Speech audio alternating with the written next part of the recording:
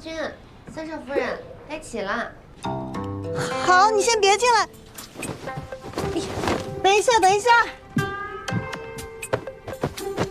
别进来啊！哎，没有我们的允许，他们是进不来的。进来吧。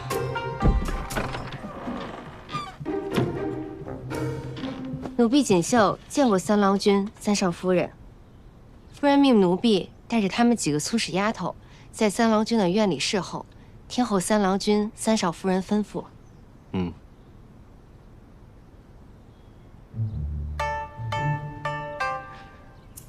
夫人，夫人，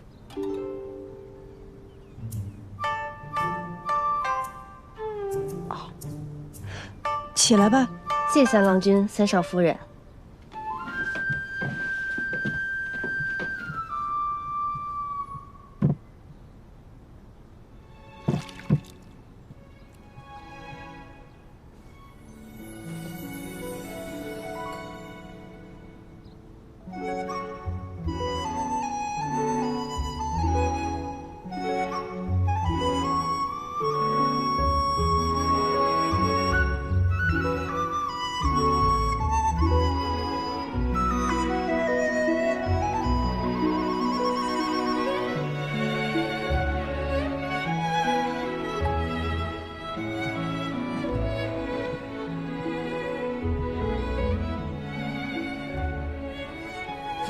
杨家的规矩繁多，你一时半会儿还适应不了。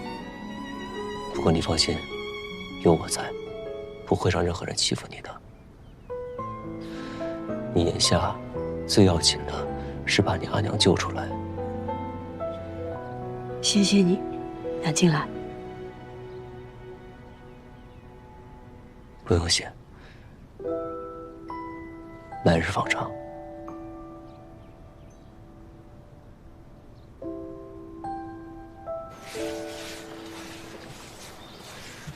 哎，这雪呀，都把木板给染红了。如果不换这舱板呢，都没人敢坐我的船，真晦气。行了，少说两句。喏，够你换舱板的钱了吧？够了，够了，够了。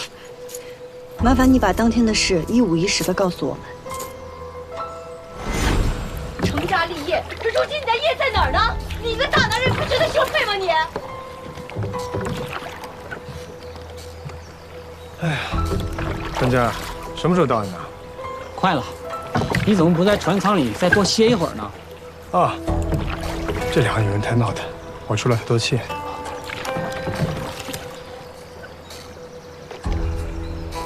行，差不多快到了，我进去看看他们啊。杀人啦！杀人啦！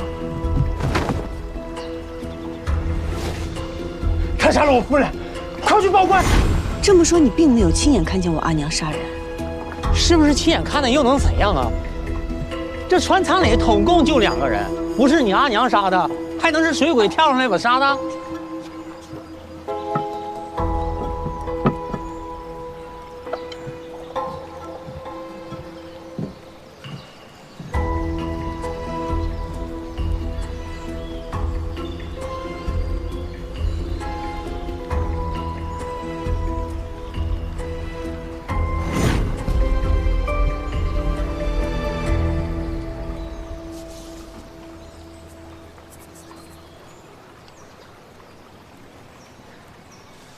平时你们船上点香吗？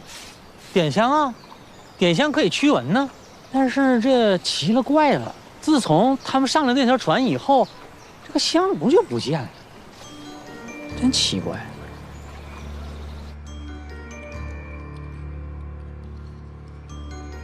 脖子上的伤口也是唯一致命的伤口。那这是凶器。这的确是我阿娘的簪子。啊，还有这边，这是你阿娘、姨母以及李峰身上的外衫。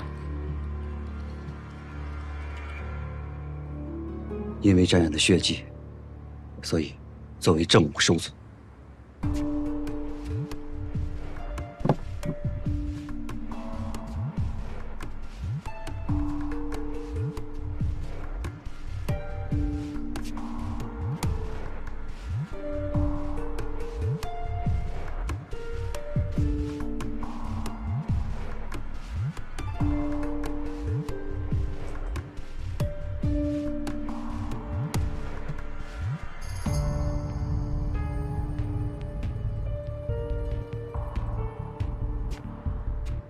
可有什么不对？这2件不是血，是染料。染料？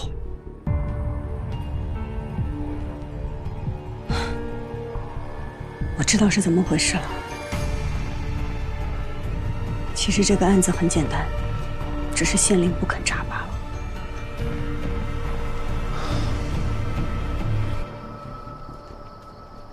死者夫婿李峰和船夫于三儿皆可证明，当日在船上，李徐氏与季徐氏曾发生过争吵，而船将靠岸时，他们2人进入船舱，发现死者已被季徐氏用发簪刺死。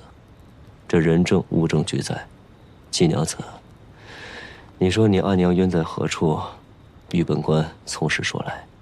民女有3个疑点，其一，根据于四儿的证词来看，他并没有亲眼看见我阿娘杀人，而是在李峰进去片刻后，听到喊叫声，继而看见我姨母满身鲜血地躺在李峰怀里。因为被李峰挡住，他可能都没有看到我姨母身上是否有伤口。船在江中，四面无人，这船舱内只有你阿娘和姨母，除了你阿娘，谁会动手？为何我们不怀疑第一个发现死者的人呢？李峰与船夫先后进入船舱，不过间隔片刻，他哪里来得及杀人？那2个人又为何不反抗？为何不发出声响？这就是疑点2。若我阿娘真是杀人凶手，那为何当时也昏迷在了船上？也许是你阿娘杀人时不小心磕到了头，晕了过去；又或是你阿娘杀人后害怕的昏了过去。不排除这些可能，但还有另一种可能，就是我阿娘是被人陷害，她和我姨母同时被迷昏了。你说的不过都是猜测，并无实证啊。民女有证据，还请孟县令过目。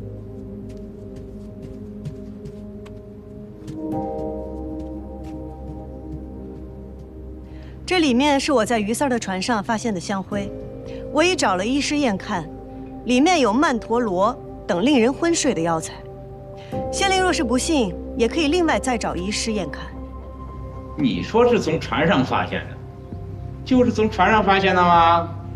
诸葛先生，让一下。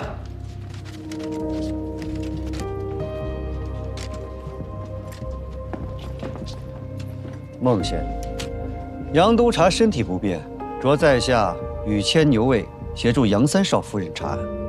在下亲眼所见，这香灰的确是从于三船上发现的。此事无关己业，就不劳杨督察对心了吧？孟县令此言差矣啊！这暗中的苦楚，可是飞花会的会长，怎么就事不关己业了？不过杨督察相信您一定能够查清楚真相，所以无意插手此事。只是凶手公然杀人，胆大包天，想来这背后必定是有人。杨督察派在下前来，只是想告诉督察夫人，您的背后也有人，不必怕他。就算是在船上发现的又如何？你如何证明这就是那船夫当日所点？你阿娘又是闻着这迷香昏迷的。确实如此啊，何以为证？无法证明。你没法证明，拿出来说什么呀？但是民女有第3个疑点，望县令容禀。我不容你禀，有不禀了？这3件外衫是案发当日我阿娘、姨母还有李峰身上的外衫，孟县令看看上面的血有何区别？血液不同，有什么不可看的？本官不看。好，那就请诸位看看，这衣服上的血有何不同？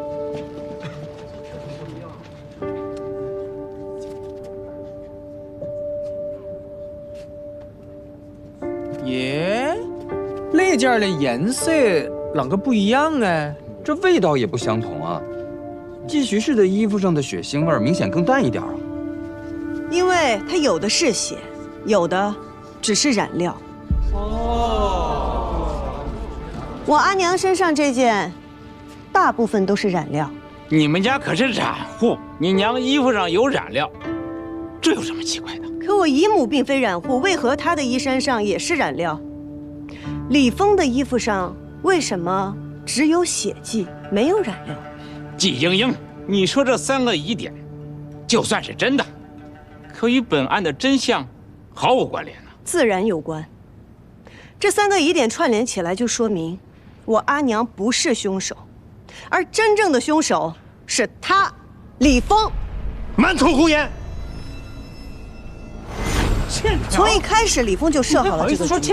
那天在船舱里吵架的，并不是我阿娘和姨母，而是李峰故意滋事，让船夫听到声音。同时，他在船舱角落点了一支迷香，并借故离开。李峰离开不久，我阿娘和姨母就都昏过去了。船舱外的李峰故意拉着于三说话，快了，你怎么不告诉他刚刚船舱里是我阿娘和姨母在吵架，制造我阿娘的杀人动机。等到船快靠岸的时候，他便假惺惺地去船舱内喊人，这时才是他施展障眼法的时候。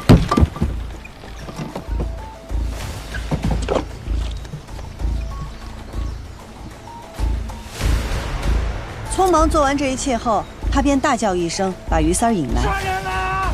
等到于三儿来到船舱内，便下意识地认为我姨母已经死了，而凶手就是拿着簪子的我阿娘。等终于有人可以为他作证的时候，他再痛下杀手，将罪名嫁祸于我。一派胡言，简直是荒谬至极！蒙大人，他在血口喷人！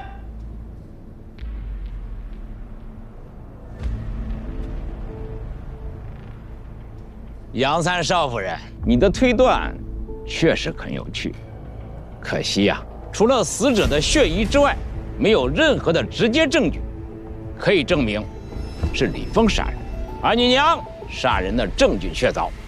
本官依然要判季徐氏。孟县令，请慢。李峰，你猜我为何如此笃定你就是凶手？我还有一个人证，他亲眼看见李峰杀人。人证？草民于三愿意作证。大人，小民有罪，小民不应该知情不报。当时在船上，李峰让小民报案，小民本想速速划船，但又怕将来此事牵扯自己，就想进去跟李峰说说。谁知我这刚一进去，就看见他用簪子杀死了自己的夫人。你胡说！人证物证俱在，你还想狡辩？于三，当时你为什么不说？你知道作伪证同样有罪。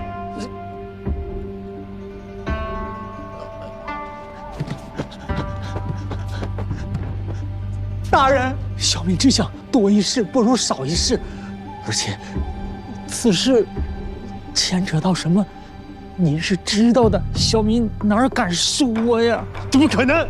若是没人看到，我又怎么会想到去看衣服上的血迹？我又怎么会推断得如此毫无差错？不可能！我动手的时候明明回头看过，没有人，根本没有人。孟县令，他招了。季莹莹，你诓我！比起你栽赃陷害，人面兽心差远了。季莹莹，你好大的胆，竟敢勾结证人，公堂作伪，你该当何罪？要罚也应该先罚凶手。李峰杀害发妻，栽赃陷害，罪大恶极。难道孟县令要视而不见，充耳不闻吗？难道视而不见，充耳不闻吗？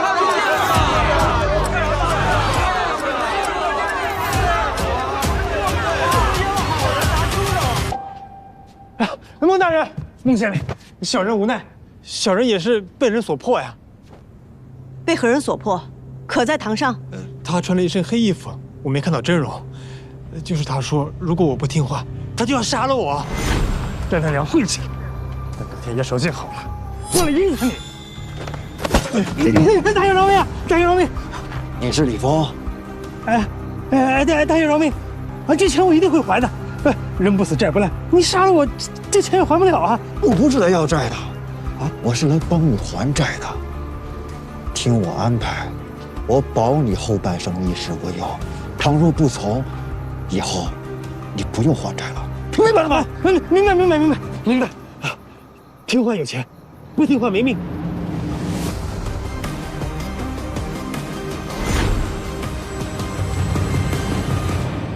他已全部招供，请孟县令为民做主。请孟县令为民做主。请孟县令为民做主。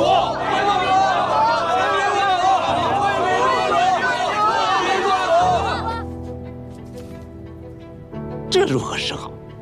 这边是太子，那边是将军，我谁都得罪不起呀。这赵家主都已经走了，您还有什么攀不了的呀？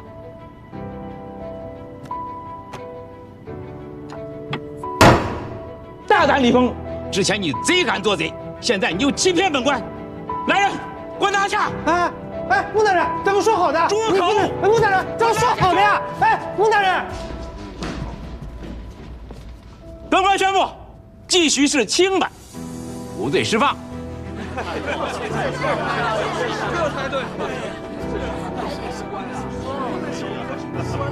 至于公堂作为之事，季娘子，孟县令秉公办案，是乃百姓之福，我等之幸啊！孟县令之幸，孟县令也是公应。对，孟县令真是明察秋毫，这一段传出去，真是一段佳话呀！孟县令今天的案子，如果让我阿爷知道了，肯定夸孟县令这案子办得漂亮啊！老爷，您心为重。你季莺莺救母心切，事出有因。至于公堂作为之事嘛，本案就不追究了。本案就此结束，退堂。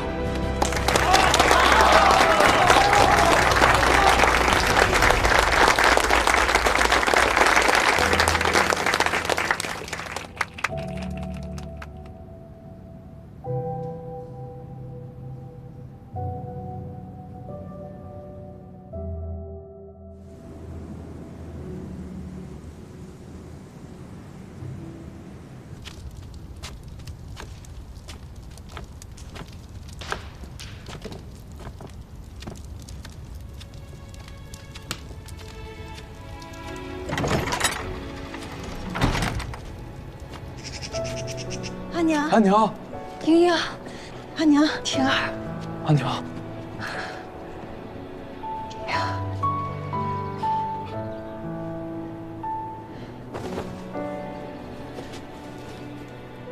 阿娘，我们回家。咱们回家。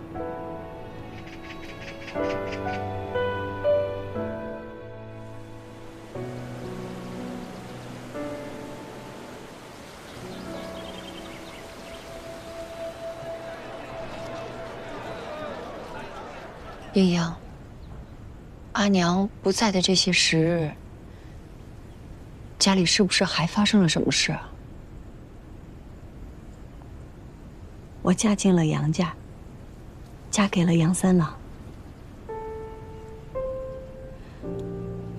你是不是为了救我，所以才……不是的，阿娘，是我自己想嫁去的。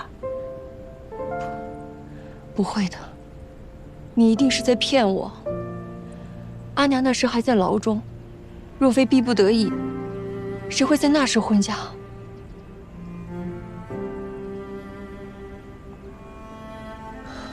莺莺，阿娘对不住你，是阿娘拖累了你。阿娘，你别这样说。虽然嫁入杨家事出有因，但女儿早已心悦杨三郎。虽是阴差阳错，但女儿心甘情愿。当真？当真。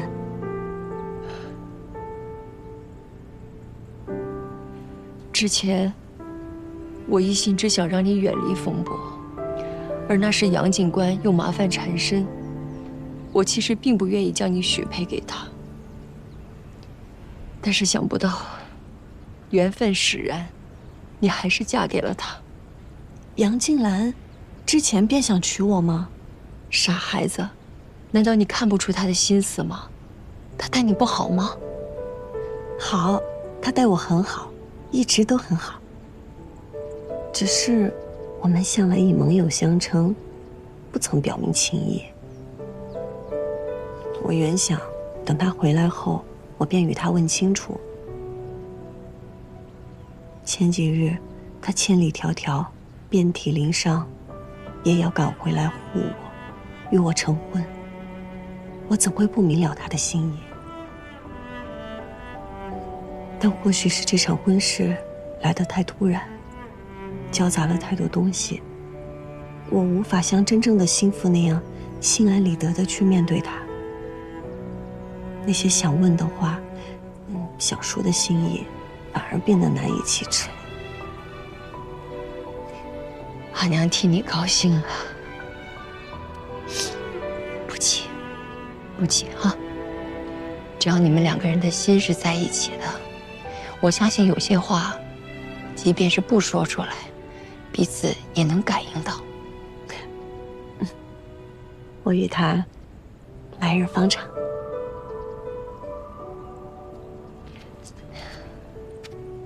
阿娘，喝药了。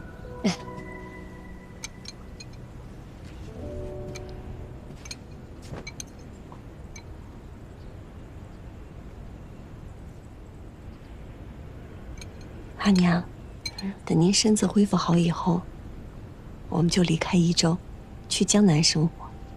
我们一家人平平安安的过日子。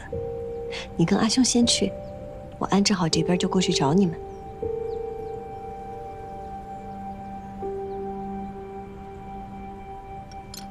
你随我们去了江南，那杨静兰怎么办？杨家怎么办？杨家的生意也会拓展到江南，到时候我会打理。杨静兰过了今年也可以调任，她会和我一起去。阴阳，你是不是又在骗我？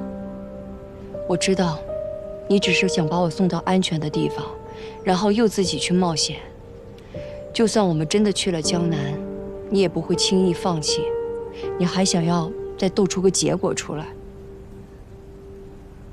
阿娘，我想好了，我不斗了，我只要你们平安。夫人，杨警官来了，说是来拜见岳母。他怎么来了？莹莹，莹莹，矜持。他受伤了，他不能乱动。阿兄先去见见他。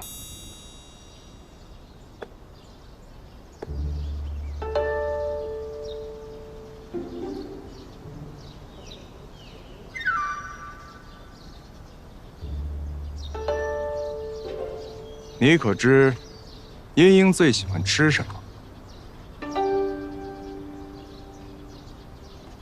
不知。那茵茵最讨厌吃什么？不知。哎呦，她最喜欢玩什么？金星难过的时候最喜欢做的事是什么？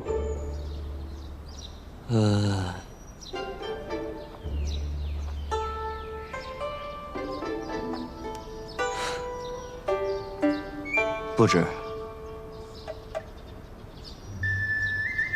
哎呦，你看看你，才一日不见便想他了。我不是想他，我是担心他身子。那还不是想他了？放心吧，你阿兄他有分寸的。来，坐这儿。茵茵，杨家高门大户，肯定规矩也多。你既然已经嫁人了，小性子就多收敛收敛，别总像在家里一样，整日鸡飞狗跳的。我哪有？这个你收着。你要是忍不住啊，就多转转念珠，想想娘的嘱咐。要是实在忍不住，也别委屈了自己。好，来，阿娘给你戴上。谢谢阿娘。那你到底知道些什么？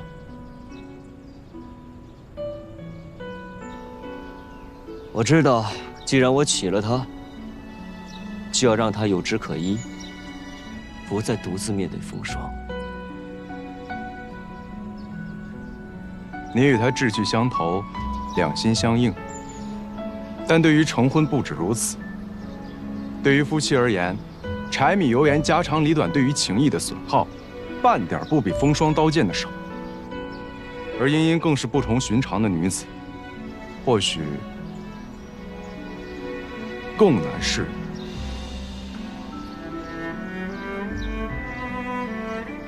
是啊，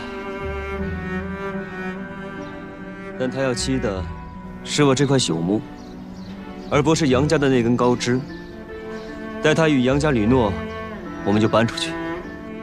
3餐1宿，冬夏春秋，我会陪着他，爱护他，理解他，尊重他。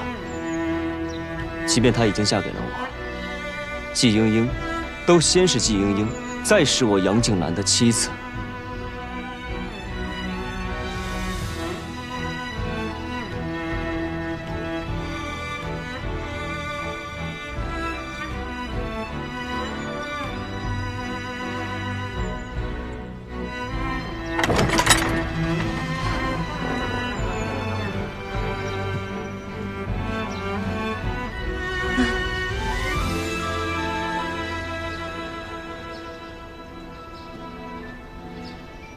静兰，谁让你出来的？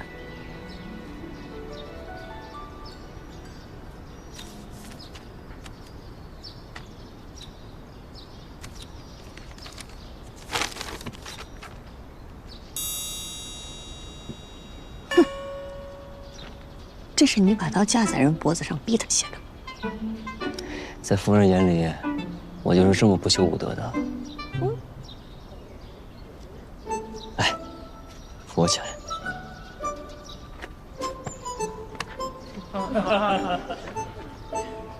你想做什么？你别动。初次登门，必先拜谢张母。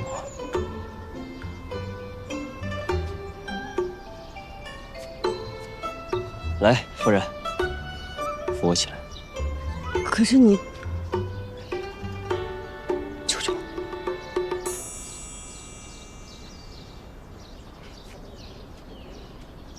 慢点。遵命。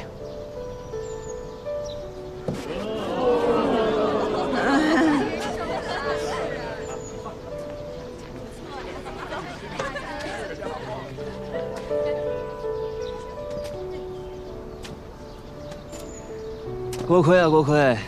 你瞧，我终于光明正大的从这正人扶起来了。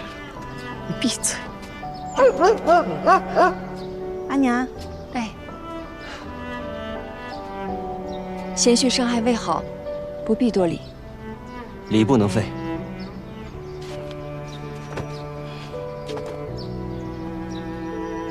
小婿杨静兰，拜见张母。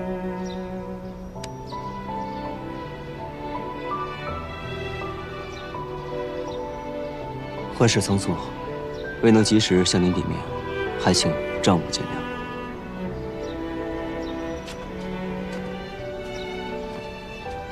好孩子，快起来。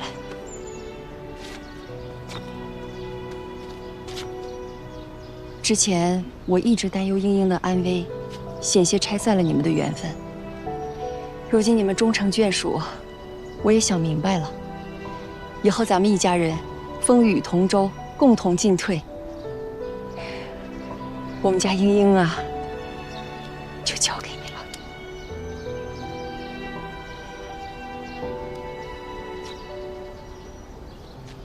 请丈母放心，只要我能陪在莺莺身边一日，便会护她一日，直到她……哦不，直到我倾尽此生。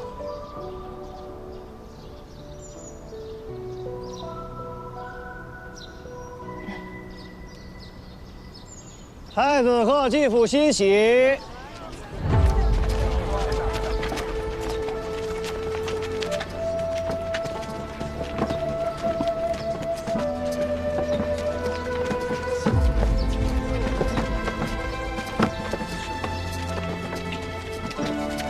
季夫人，太子殿下贺杨督察与继娘子大喜，特送来贺礼，以庆欣喜。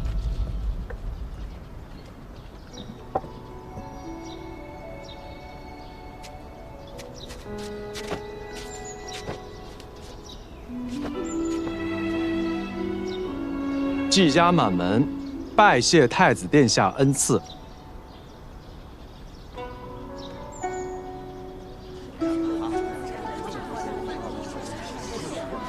快快请起。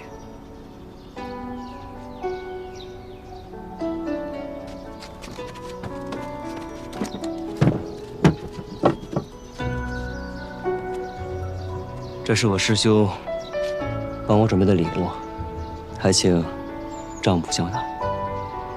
太子准备的也太多了。这是你夫君借着太子殿下的名义给你补聘你们的。我看这回谁还敢说你们名不正言不顺？你虽是我抢来的夫人，但别家夫人有的，我的夫人也要有。该有的东西，我会一样一样的补给你。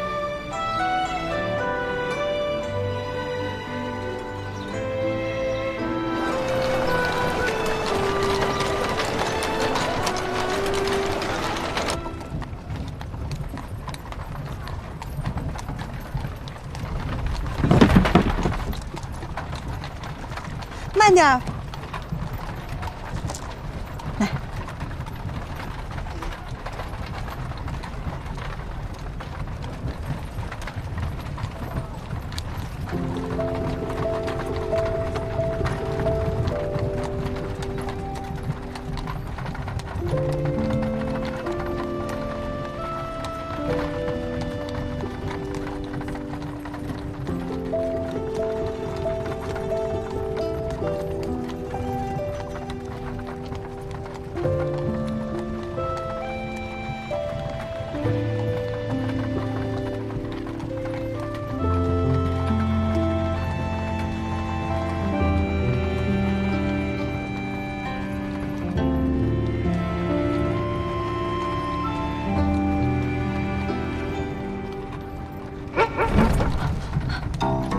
来，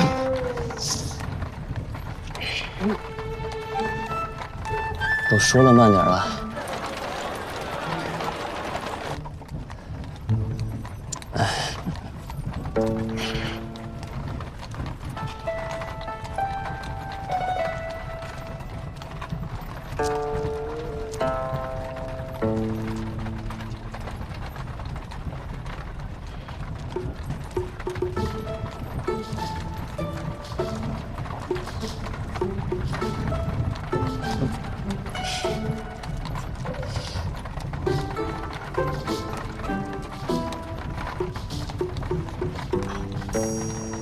这是我阿娘和阿兄非要给我带的，都是我日常用的小物件儿，怕我在杨家用不惯。夫人如果还需要什么，就和我说，我去让人给你置办。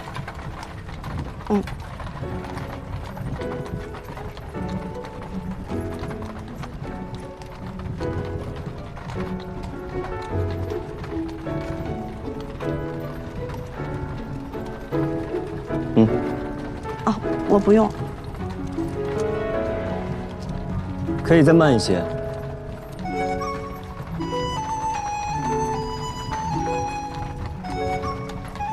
杨静兰，好好好。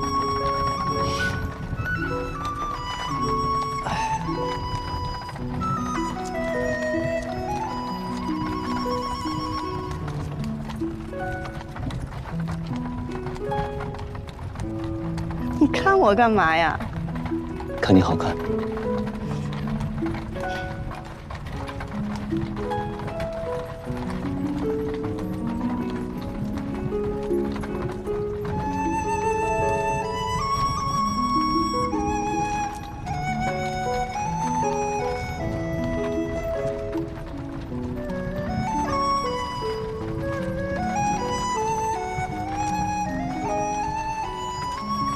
杨金兰，你能说点话吗？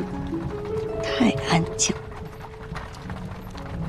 好啊，不如你来问问我和太子的事儿。好啊。哎，你这又是督察又是太子令的，你是太子的人？算是吧。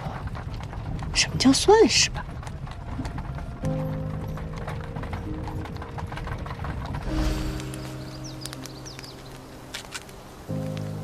老子的鸡你也敢吃啊？纯汇500两，只收现银。来者是客，别这么小气。你都不好奇我的身份？看你这身打扮，微富极贵，等闲哪回来这种鸟不稀罕的鬼地方？定然是受那老头指使的。你可知，你口中的老头，曾是当朝太子的老师。原先不知，现在知道了。原来被老头祸害的不止我一个。近墨者黑，那太子得歪成什么样啊？谁？老师。老师？老头，你到底收了几个学生啊？老子这辈子就收了你们2个徒弟，尤其是你这小猢狲，已经够我受的了。老子哪还有精力收其他人呢？所以他是太子？叫师兄。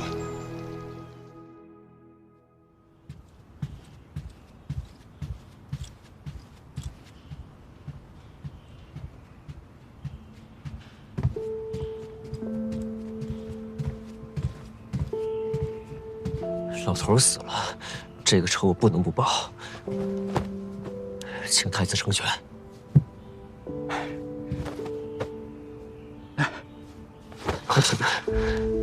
我又何尝没想过为老师报仇？他若不是因为我的央求，也不会落得这般下场。可如今朝中混乱，节度使拥兵自重，这益州又不是我的属地，老师的死，或许就是对我的警告。太子若与我结会，益州便可永远是天子的益州。你要为我破局？哦，如此说来，你不仅是太子的从属，还是他的师弟呀。而益州的成败也与长安有关。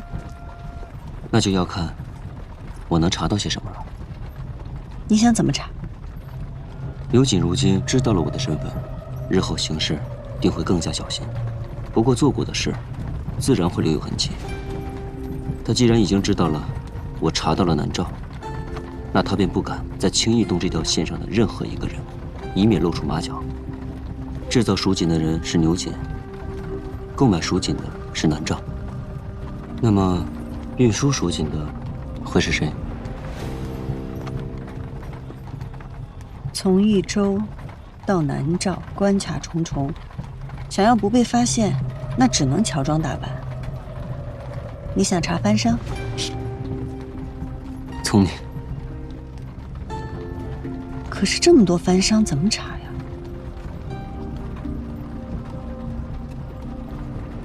我想到一个人。我也想到了一个人。白胜。南诏白王。白王？盛丰泽。盛丰泽。白胜。他们会是同一个人吗？不无可能啊。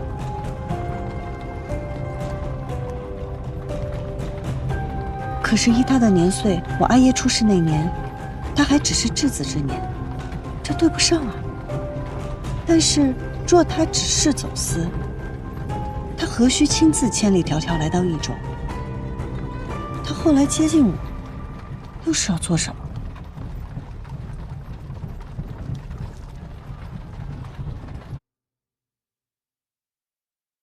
落英缤纷过，跌进尘埃，却在尘埃中开花结果。幻化期般的粉末，牵引飞花之间落。岁月若飞梭，一生萧索，却在萧索中走出缄默。换尽迷途与扑朔，为心里惊鸿一抹。如何用最渺小的你我，支撑最人生锁，去证明那翱翔绯色是我。红色如诗月，红丝无言，深埋岁月的思念，将爱恨投索万千年，呈现曾经落尾的执念。红色如火焰，红丝如烟，踏过千山也未眠。爱在风中破了茧，于人世间绽放最红的颜。红色如诗月，红丝无言，深埋岁月的思念，将爱恨投索万千年，呈现曾经落尾的执念。红色如火焰，红丝